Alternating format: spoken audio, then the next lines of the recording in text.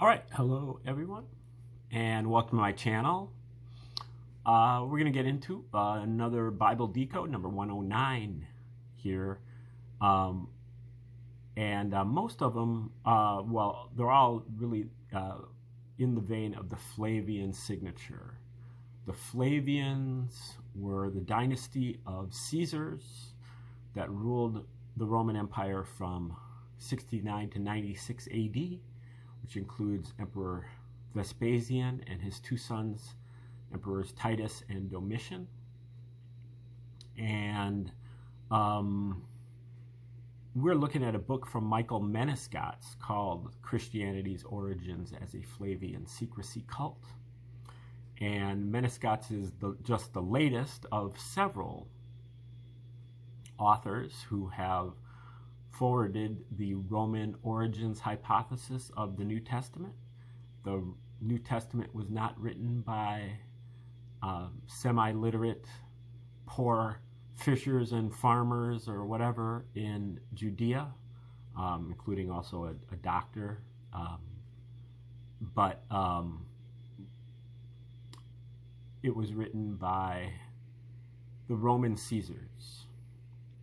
And you can get a lot of clues that this is the case just by common sense.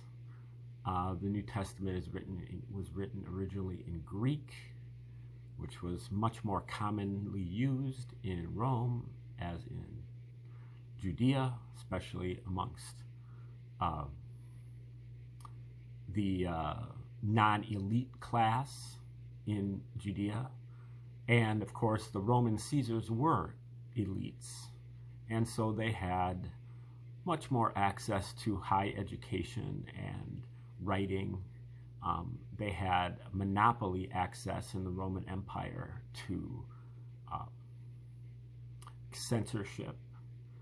Nothing is going to get out in the first century unless the Roman Caesars approve of it in terms of writing. They also had a monopoly on publishing. They had a fleet of slave scribes whose job it was to copy stuff all day long. And they also had a monopoly on the postal system. So, you know, Paul's letters to all the various churches certainly needs to be put into question because, again, they wouldn't have distributed these works if they didn't suit Caesar.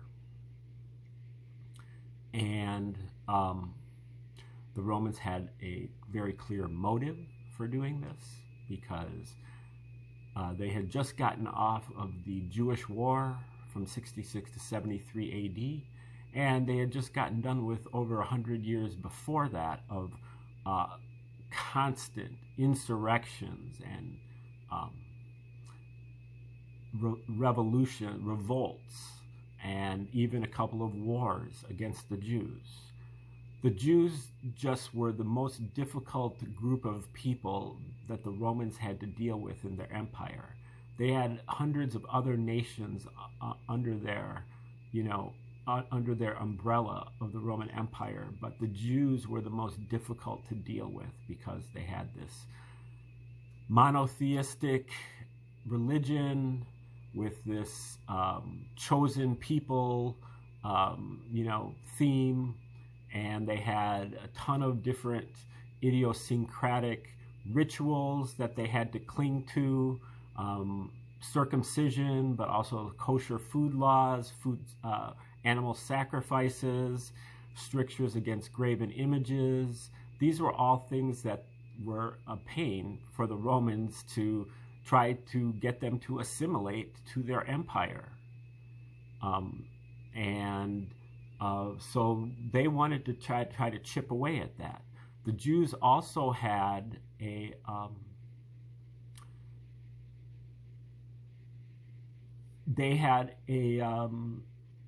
many prophecies from the Old Testament that pointed to a Jewish Messiah arriving at precisely this time in the 1st century AD. they were waiting for a Messiah. But the Messiah that they were waiting for was a military leader who would help them overthrow the Romans or any colonial power that had taken over Judea. But in this case, it was the Romans. And so the Jews were waiting for military leaders to help them overthrow the Jews, or overthrow the Romans. And so the Romans decided to write a story about a Jewish Messiah who was a Prince of Peace and who believed in turning the other cheek to oppression and who believed in rendering unto Caesar what is Caesar's, and who believed that the Roman the Roman slave owner had the greatest faith in all of Judea, and who believed that they should walk an extra mile with the Roman soldier's backpack, and believed that the Jews should forgive the Romans, for they know not what they do. And at the same time, who would overturn the tables of the money changers outside the temple, who were the Jews who were converting Roman money to Jewish money because the Roman money had graven images on them and they were not suitable to bring into the temple, and who also disrupted all of the animal vendors outside the temple who were selling doves and pigeons and other rams for animal sacrifice. So when Jesus did get, when he did assert himself, he asserted himself against the Jews and against the Jewish rituals, not against the Romans. So this should also be a clue of who actually wrote this. Now, certainly it's a limited hangout. The Romans had to include a lot of stuff into the New Testament that is, religious and, teach you to be a good person. The Romans wanted the Jews to be good people because good people are easy to govern. And so there is a lot of stoicism from people like Seneca and also Philo of Alexandria, and a lot of other Neoplatonism and even ancient Egyptian thought and some other pagan Zoroastrianism is also embedded into the New Testament. But that is just kind of to mask the mean-spirited and dirty psyop that the Romans were running against the Jews and anybody who believes in the story of Jesus. And we're looking at a book from Michael Menescatz, again, that shows how the Romans did this, and in mean-spirited fashion. They are mocking anybody who believes in the Jews. Joseph Atwill called the New Testament an elaborate intelligence test.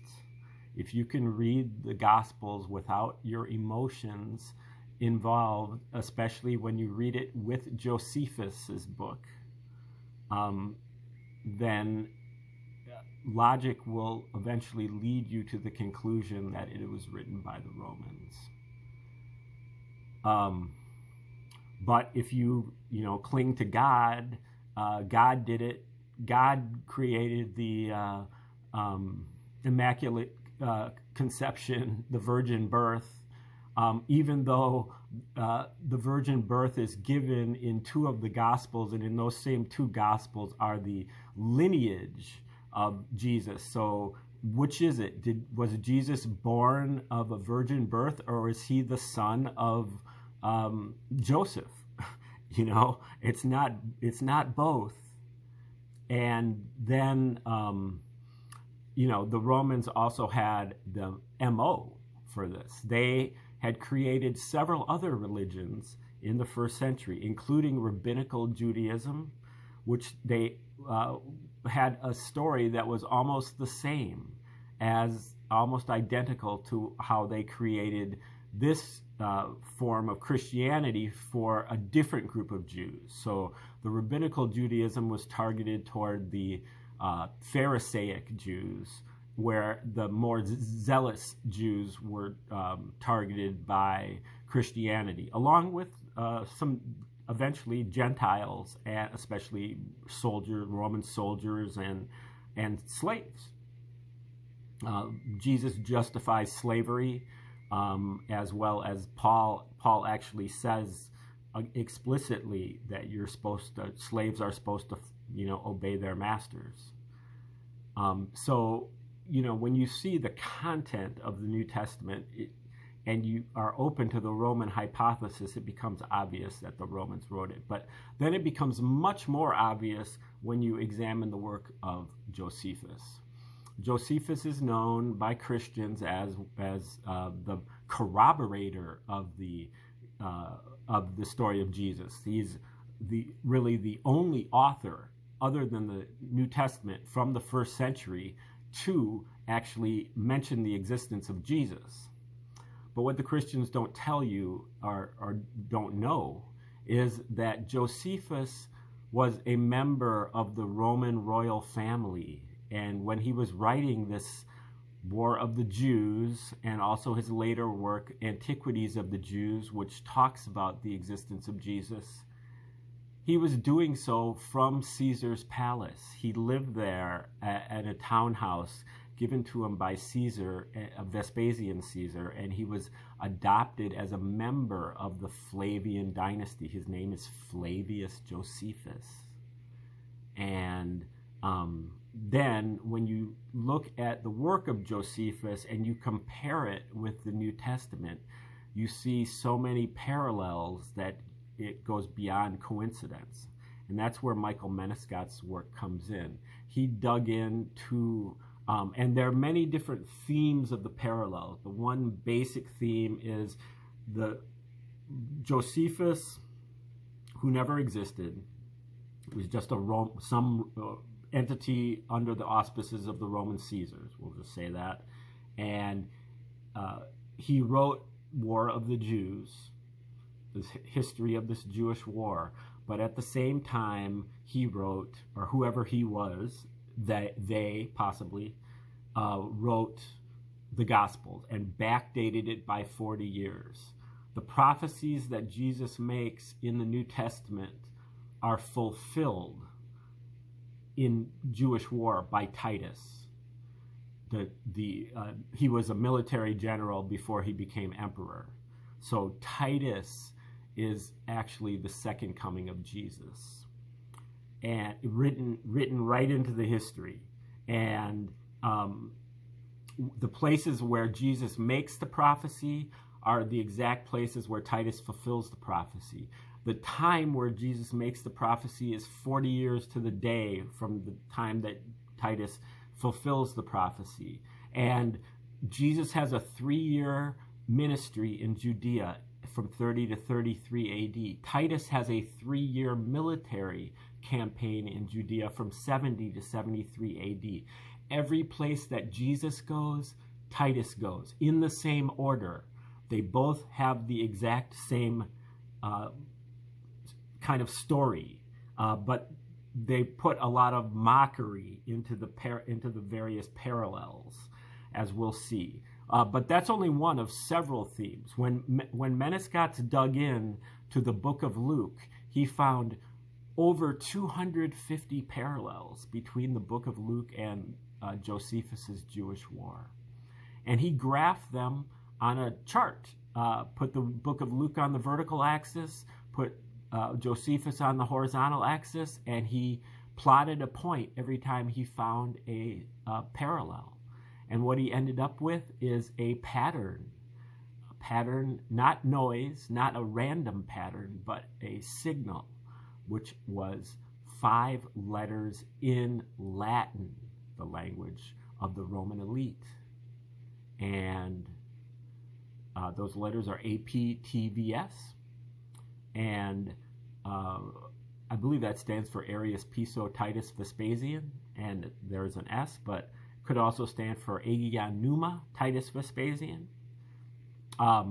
That's what Menescott says. I'm not sure.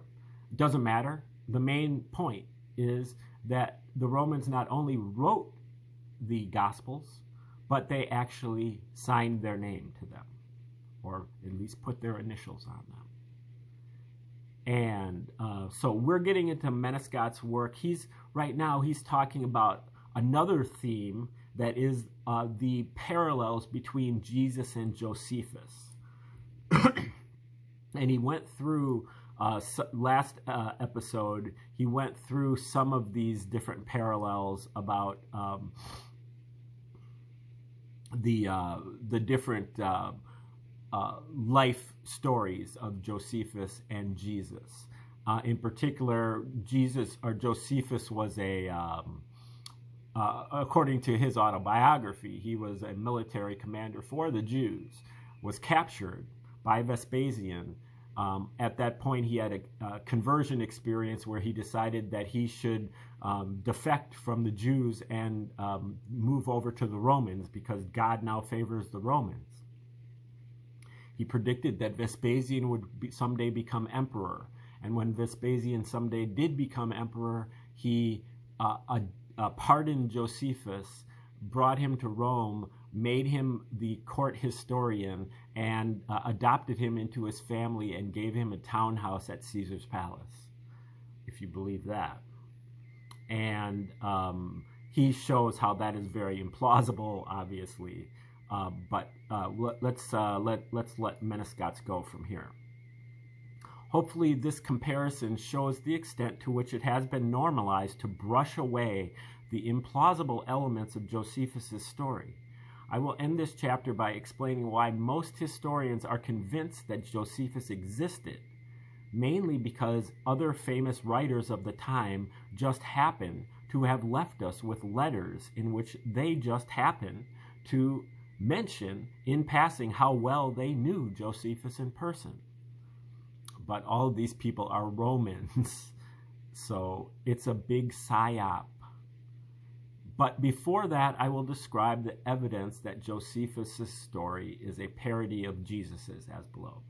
Okay, parallels between Jesus and Josephus. For this section, I will resume using the "and just like Luke" format, which I introduced in the previous chapter. On first reading, you may wish to simply read the text in larger print to get a sense of the scale of how intensely Josephus' story parodies Jesus's, and then come back to review the evidence that backs up each parallel as you wish. Now again, this is one set of parallels where Josephus' story parodies Jesus' story, but there are many other parallels where Jesus' story parodies Josephus' story. So you can't say it's a one-way thing. It's a mutual situation, but these particular parallels are where Jesus is parodied by Josephus. Okay, how Josephus' capture in Jewish war is a parody of Jesus' capture in Luke. Just like Jesus in Luke, Jewish war describes how Josephus prophesied that the Romans would take and utterly destroy the city he was in. 2, and the time that the Romans would do this, with this being linked to 46 units of time. So, looks like we're in Luke 19:43 and Luke 21:5. In Jesus' case, he prophesied that within one generation, the temple would be left with no stone standing. And John also adds in that Jesus' city, or at least the Holy Temple, which forms part of its defensive wall, had taken 46 years to build. Now, with Josephus, it says in Josephus' case, he prophesied that his defeat on the 47th day, he prophesied his defeat on the 47th day, but he records this happened exactly at dawn. So in accordance with this prophecy, his city took 46 days to fall.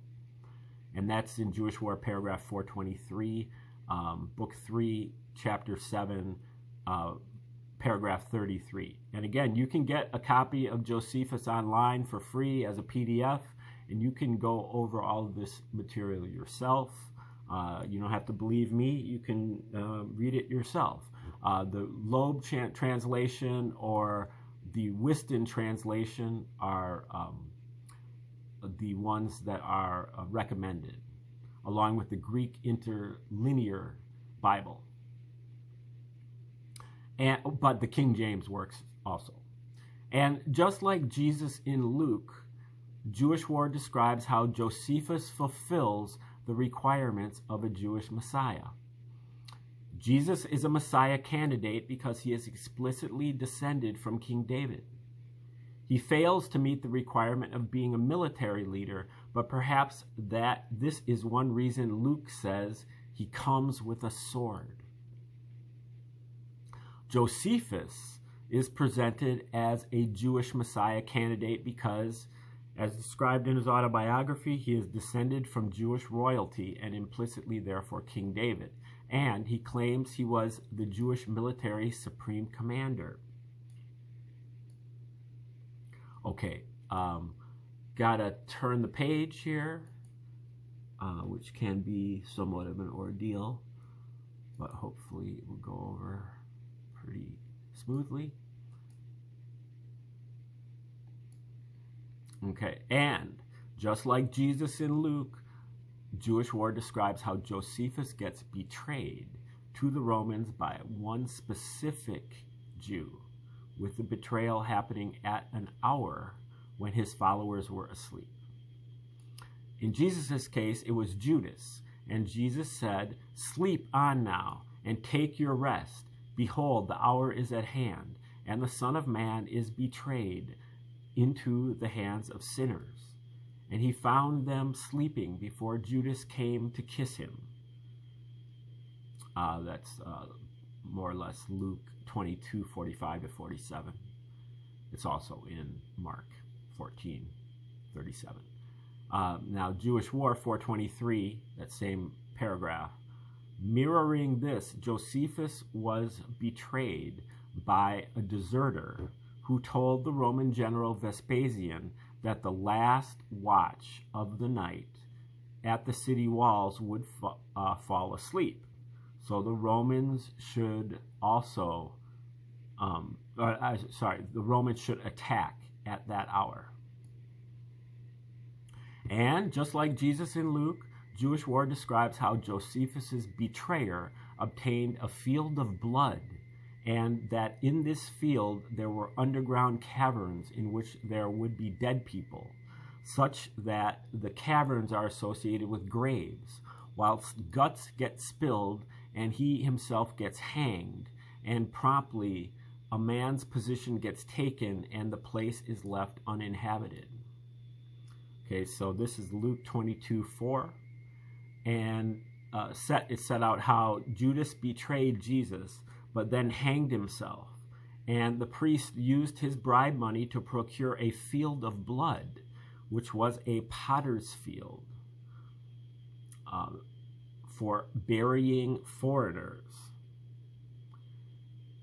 However, if you go to Acts 1:18-20, directly contradicts Matthew, saying it was Judas himself who procured a field of blood, and that he then fell headlong in it with his intestines bursting out.